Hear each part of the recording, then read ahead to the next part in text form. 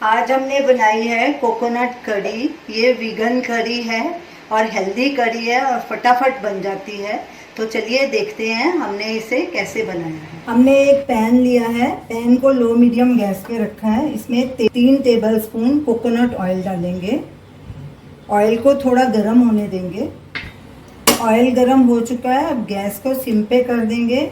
इसमें 1 चुटकी हींग डालेंगे, हाफ टी स्पून राई और हाफ टी स्पून क्रश किया हुआ मेथी दाना। ये हमने साबुत नहीं डाला, मोटा मोटा कूट लिया था। अब इन्हें भून लेंगे और राई को सब क्रैकल होने तक इन्हें भूनेंगे। गैस को सिम पे कर देंगे। राई क्रैकल होना शुरू हो गई। अब इसमें एक लंबा कटा हुआ मीडियम साइज का प्याज डाल देंगे और थोड़ी देर में लहसुन अदरक 1 मिनट बाद डाल देंगे। अब प्याज को भूनेंगे। हमें प्याज को ज़्यादा ब्राउन नहीं करना। अब इसमें ये 6-7 कलियां लहसुन है, इसको बारीक चॉप कर लिया था, ये डालेंगे। और 1 इंच अदरक का टुकड़ा है, इसे हमने ग्रेट कर लिया। ये कुछ कड़ी पत्ते हैं, ये भी डाल देंगे।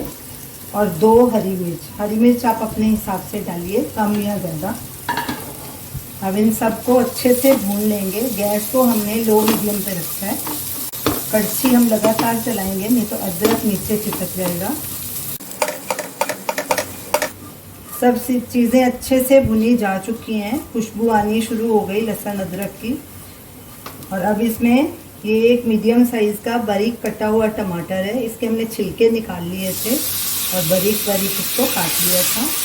अब इसे भी भून लेंगे और साथ में मसाले से भी डाल देंगे। गैस को बिल्कुल सिम पे कर देंगे ताकि मसाले जले नहीं।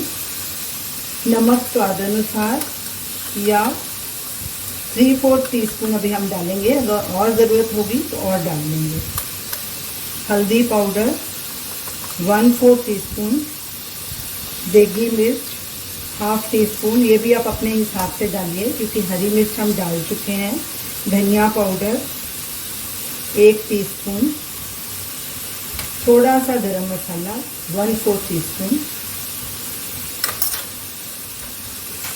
अब इनको धीमी आंच पे अच्छे से भून लेंगे और इसे तब तक भूनना है जब तक टमाटर नरम नहीं हो जाते। बीच बीच में गैस कम ज़्यादा करते रहेंगे और कड़छी लगातार चलाते रहेंगे।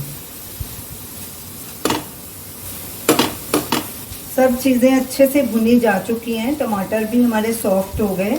अब इसमें ये 2 कप कोकोनट मिल्क डालेंगे। ये हमने 2 कप ग्रेट किया हुआ कोकोनट लिया था, उसमें 2 कप पानी मिक्स करके उसे ग्राइंड कर लिया और उसका दूध निकाल लिया। गैस को मीडियम हाई पे कर देंगे और इसे अच्छे से मिक्स करेंगे। अब इसमें साथ में इमली का पल्प डाल देंगे 3 टेबलस्पून। ये भी आप अपने हिसाब से डाल सकते हैं, आपको जितना खट्टा चाहिए। अब इन्हें अच्छे से मिक्स कर लेंगे और इसे तब तक पकाना है जब तक 1-2 उबाल नहीं आ जाते।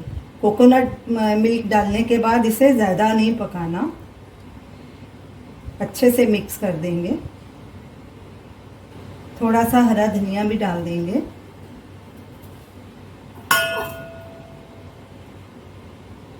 और इसमें उबाल आने देंगे। कोकोनट कड़ी में उबाल आ गया है, अब गैस को बंद कर देंगे। इसे ज़्यादा नहीं पकाना, बस इतना ही, 1 उबाले के बाद बंद कर देना है क्योंकि हम सब मसाले पहले भून चुके हैं।